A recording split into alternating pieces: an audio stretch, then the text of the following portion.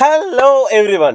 നമ്മുടെ അടിപൊളി ചാപ്റ്റർ ആയിട്ടുള്ള ലോക്കോമോഷൻ ആൻഡ് മൂവ്മെന്റ് അതിന്റെ ഫുൾ റിവിഷൻസ് നമ്മൾ കഴിഞ്ഞ എൻഡ് ഗെയിമിനകത്ത് നമ്മളിപ്പോൾ ഡിസ്കസ് ചെയ്യാൻ പോകുന്നത് ഈ ചാപ്റ്ററിൽ നിന്നും ഷുവർ ആയിട്ട് ചോദിക്കുന്ന പരീക്ഷയ്ക്ക് സ്ഥിരം ചോദിക്കുന്ന ഒരു ക്വസ്റ്റ്യൻ മേഖലയാണ് ഇതിനകത്ത് വരുന്ന ഡിസോർഡേഴ്സ്. എപ്പോഴും പരീക്ഷയ്ക്ക് ചോദിക്കാറുണ്ട്. സോ ഇത് കിടുവായിട്ട് പഠിച്ചു വെച്ച് കഴിഞ്ഞാൽ ഉറപ്പാണ് നിങ്ങൾക്ക് ഇതിൽ നിന്നും മാർക്ക് കിട്ടും. സോ നല്ലൊരു ഇമ്പോർട്ടൻറ്റ് സെക്ഷനുമായിട്ടാണ് നമ്മൾ എത്തിയിരിക്കുന്നത്. അപ്പോൾ ഈ വീഡിയോ ജസ്റ്റ് അത് കണ്ടുകൊണ്ടിരുന്നാൽ മാത്രം മതി. ലാസ്റ്റ് ഞാൻ കുറച്ച് ക്വസ്റ്റ്യൻസ് ചോദിക്കും, നിങ്ങൾ മണി പോലെ ആൻസർ പറയും. എക്സാം നിങ്ങൾ തകർക്കും, പൊളിച്ചടുക്കും. അപ്പൊ റെഡി അല്ലേ? അവസാനം വരെ കാണുക ഈ ചാപ്റ്ററിന്റെ ഏറ്റവും ഇമ്പോർട്ടൻറ്റ് കോർ സെഷൻ ആയിട്ടുള്ള നമ്മുടെ ഡിസോർഡേഴ്സ്. സോ ഫസ്റ്റ് നമ്മൾ പഠിക്കാൻ പോകുന്ന ഡിസോർഡർ എന്ന് പറയുന്നത് yes of course myasthenia gravis. Myasthenia gravis എന്ന് പറയുന്നത് ഒരു ഓട്ടോ ഇമ്മ്യൂൺ ഡിസോർഡർ ആണ്. ഓട്ടോ ഇമ്മ്യൂൺ ഡിസോർഡർ എന്ന് പറഞ്ഞാൽ ശരീരം തന്നെ സ്വയം വരുത്തി വെക്കുന്ന ഒരു അസുഖമാണ്. അതായത് ശരീരത്തിന്റെ സ്വയം സെല്ലുകളെ തിരിച്ചറിയാൻ പറ്റാത്ത ഒരു അവസ്ഥയിലേക്ക് ശരീരം മാറും. വാതരോഗം, ആർത്രൈറ്റിസ് നിങ്ങൾ കേട്ടിട്ടില്ലേ? അതേപോലെയുള്ള ഒരു അസുഖമാണ് ഓട്ടോ ഇമ്മ്യൂൺ ഡിസോർഡേഴ്സ് എന്ന് പറയുന്നത്. അപ്പോൾ ഓട്ടോ ഇമ്മ്യൂൺ ഡിസോർഡർ കാറ്റഗറിയിലാണ് ഇത് വരുന്നത്. അത് അല്ലാതെ വല്ല ബാക്ടീരിയലോ വൈറൽ ഇൻഫെക്ഷനോ ഒന്നും അല്ല ഇത്. ഇത് ശരീരം തന്നെ സ്വയം വരുത്തി വെക്കുന്ന ഒരു പ്രത്യേകതയാണ്, ഒരു കണ്ടീഷനാണിത്. അപ്പോൾ ഇത് എവിടെ ബാധിക്കുന്നതെന്ന് അറിയാമോ? നമ്മുടെ ന്യൂറോ മസ്കുലാർ ജംഗ്ഷനിലാണ്. അതായത് നമ്മുടെ നെർവസ് സിസ്റ്റവും മസിൽസും തമ്മിൽ ജോയിൻ ചെയ്യുന്ന ആ ജംഗ്ഷൻ, അതിനെയാണ് നമ്മൾ എന്ത് വിളിക്കുന്നത്? ന്യൂറോ മസ്കുലാർ ജംഗ്ഷൻ എന്ന് വിളിക്കും. ആ ജംഗ്ഷനെയാണ് ഈ അസുഖം ബാധിക്കുന്നത്. ഇത് വന്നു കഴിഞ്ഞാൽ എന്ത് സംഭവിക്കുമെന്ന് അറിയാമോ? നമ്മുടെ മസിൽസ് ഉണ്ടല്ലോ, ചിലപ്പോൾ ഫെറ്റീഗ് ആയി പോകും. ഇങ്ങനെ നമ്മൾ ഉളുക്കിയിരിക്കുക എന്നൊക്കെ പറയില്ലേ, അങ്ങനെ ഫെറ്റീഗ് ആയി പോകും. അല്ലെങ്കിൽ ചിലപ്പോൾ അത് വീക്ക് മസിൽസ് ആയി ശോഷിച്ചു പോകും. ചിലപ്പോഴോ പാരലൈസ്ഡ് ആയി പോകും. തൊട്ടാൽ പോലും തിരിച്ചറിയാൻ പറ്റാത്ത രീതിയിൽ അത് പാരലൈസ്ഡ് ആയി പോകും. ഇപ്പൊ ചില ആൾക്കാരൊക്കെ നമ്മൾ കണ്ടിട്ടില്ലേ, ചിലപ്പോൾ ഒരു സൈഡൊക്കെ ഇങ്ങനെ കോണിയിരിക്കുന്നതായിട്ട് തിരിച്ചു വരാൻ പറ്റാത്ത രീതിയിൽ.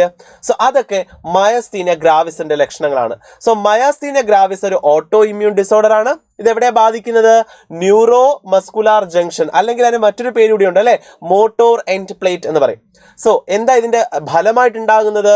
ഇത്തരക്കാർക്ക് മസിൽസ് ഫെറ്റീഗ് ആയി പോകും, വീക്കനിങ് ആയി പോകും, ചിലപ്പോൾ അവർക്ക് പാരലൈസ്ഡ് ആയിട്ട് പോകാനും സാധ്യതയുണ്ട്. മറക്കരുത്, ഡിസീസിന്റെ പേര് മയസ്തീനിയ ഗ്രാവിസ് എന്നതാണ്. നെക്സ്റ്റ് ക്വസ്റ്റ്യനിലേക്ക് കിടക്കാം, അല്ലെങ്കിൽ നെക്സ്റ്റ് ഡിസീസിലേക്ക് കിടക്കാം. Muscular dystrophy. മസ്കുലാർ ഡിസ്ട്രോഫി എന്ന് പറയുന്നത് മസിൽസ്, ഇതൊരു ജനറ്റിക് ഡിസീസ് ആണ്. അപ്പൊ നമ്മൾ ജന്മനാ തന്നെ നമുക്കുള്ള അസുഖമാണ്. അപ്പൊ ഇത് പാരമ്പര്യമായിട്ടൊക്കെ വരാൻ സാധ്യതയുള്ള അസുഖമാണ് ഏതെന്ന് പറയുന്നത് മസ്കുലാർ ഡിസ്ട്രോഫി. അപ്പൊ ഇതൊരു ജനറ്റിക് ഡിസീസ് ആയതുകൊണ്ട് തന്നെ ഇതിനെ നമുക്ക് ശരിയാക്കുക എന്ന് പറയുന്നത് ബുദ്ധിമുട്ടുള്ളൊരു കാര്യമായിരിക്കും.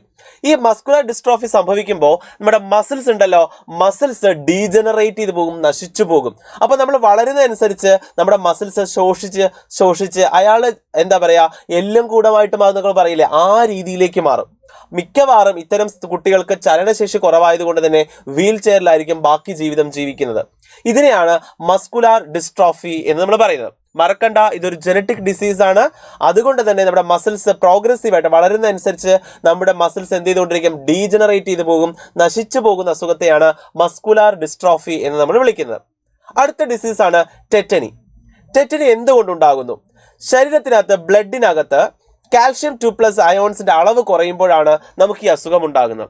അപ്പൊ കാൽഷ്യം അയോൺസിന്റെ കുറവാണ് ആക്ച്വലി ടെറ്റനിക്ക് കാരണം. ഇത് കാരണം എന്ത് സംഭവിക്കും?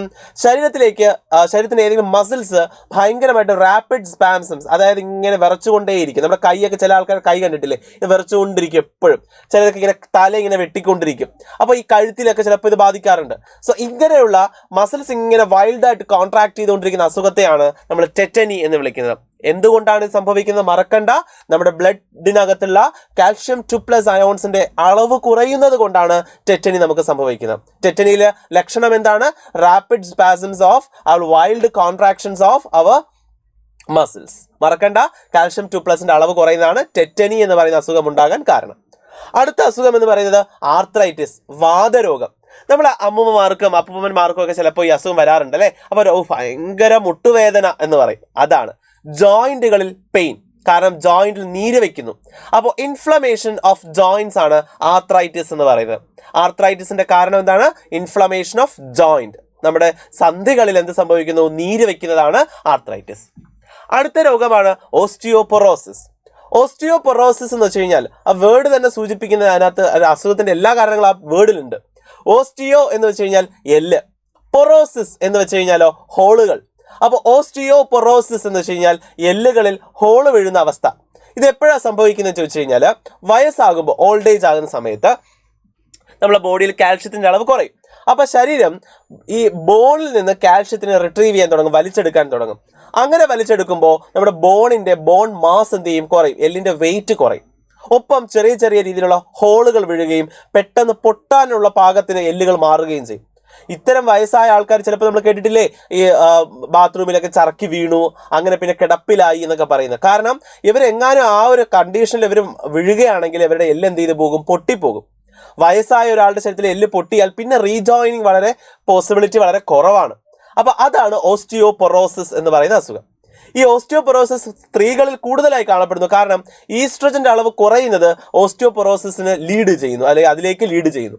സോ അതാണ് ഓസ്റ്റിയോപൊറോസിസ്. ബോൺ മാസ് കുറയുകയും അതിൽ ഹോള് വീഴുകയും ബോണുകൾ വേഗം പൊട്ടിപ്പോകാനും ഉണ്ടാകുന്ന ഒരു അവസ്ഥയാണ് ഓസ്റ്റിയോപൊറോസിസ്. ഇതിന്റെ കാരണങ്ങളിൽ ഒന്ന് ഈസ്ട്രജന്റെ അളവ് കുറയുന്നതാണ്. ക്ലിയർ ആണല്ലോ? ഇതാണ് ഓസ്റ്റിയോപൊറോസിസ് എന്ന് പറയുന്ന അസുഖം. ഇനി നമുക്ക് പഠിക്കാനുള്ള അവസാനത്തെ അസുഖമാണ് ഗൗട്ട്. അപ്പൊ ഗൗട്ട് എന്ന് വെച്ചാൽ വേറെ ഒന്നുമല്ല, നമ്മുടെ ജോയിന്റുകളിൽ ഇതുപോലെ തന്നെ ഇൻഫ്ലമേഷൻ, നീരടിക്കുന്നത്. അല്ല, ഇത് ആർത്രൈറ്റിസ് അല്ലേ? അല്ല, ആർത്രൈറ്റിസ് ഇതും തമ്മിലുള്ള ചെറിയൊരു വ്യത്യാസം പറഞ്ഞുതരാം. ഇതും ജോയിന്റുകൾ നീരടിക്കുന്നത് തന്നെയാണ്. പക്ഷെ എന്തുകൊണ്ട്? Due to the accumulation of uric acid crystals. അപ്പൊ യൂറിക് ആസിഡ് ക്രിസ്റ്റലുകൾ വന്ന് ഡെപ്പോസിറ്റ് ചെയ്യുന്നതിന്റെ ഫലമായിട്ട് ജോയിന്റുകൾ നീരടിക്കുന്നതിനെയാണ് നമ്മൾ ഗൗട്ട് എന്ന് വിളിക്കുന്നത്. വെറുതെ നീരടിച്ചാൽ അത് ആർത്രൈറ്റിസ്, യൂറിക് ആസിഡ് ക്രിസ്റ്റൽസ് വന്ന് അക്യുമുലേറ്റ് ചെയ്തിട്ട് നീരടിച്ചാൽ അതാണ് ഗൗട്ട് എന്ന് പറയുന്നത്. ഓക്കെ, ആർത്രൈറ്റിസിനകത്ത് യു ഇല്ല, അപ്പൊ യൂറിക് ആസിഡ് വരുന്ന ഗൗട്ടിനകത്താണ്. ഗൗട്ടിൽ യു ഉണ്ട്, ഓർത്ത് വെച്ചോളൂ. എങ്കിൽ നിങ്ങൾക്ക് ഈ അസുഖങ്ങളെല്ലാം പഠിച്ചെങ്കിൽ ഒന്ന് വേഗം ഞാൻ ചോദിക്കാം, നിങ്ങൾ ആൻസർ പറയുക. Okay, so first question, wild contractions in the muscles due to low calcium 2+ ions in the body. ഏതാ അസുഖം? വേഗം പറഞ്ഞേ. മസിൽസ് വൈൽഡ് ആയിട്ട് കോൺട്രാക്ട് ചെയ്യുന്നു കാൽഷ്യം 2+ അയോൺസിന്റെ കുറവ് കൊണ്ട്. പറയൂ, ഏതാ അസുഖം? Very good, it is tetany. Inflammation of joint, ജോയിന്റുകൾ നീരടിക്കുന്നത്. ഏതാ അസുഖം? വേഗം പറയൂ. Yes, it is arthritis. Decreased bone mass and increased chance of fracture. അപ്പൊ നമുക്ക് എല്ലുകളുടെ ബോൺ മാസ് കുറയുകയും അത് പൊട്ടാനുള്ള സാധ്യത കൂടുന്നതിനെയും എന്താണ് വിളിക്കുന്നത്? That is called osteoporosis. Inflammation of joints due to accumulation of uricotelic or uric acid crystals. Uric acid ക്രിസ്റ്റലുകൾ വന്ന് ഡെപ്പോസിറ്റ് ചെയ്യുന്നതിന്റെ ഫലമായിട്ട് ജോയിന്റുകൾ നീരടിക്കുന്നതിനെ എന്താണ് വിളിക്കുന്നത്? Yes, that is called gout. Autoimmune disorder in which affect the neuromuscular junction.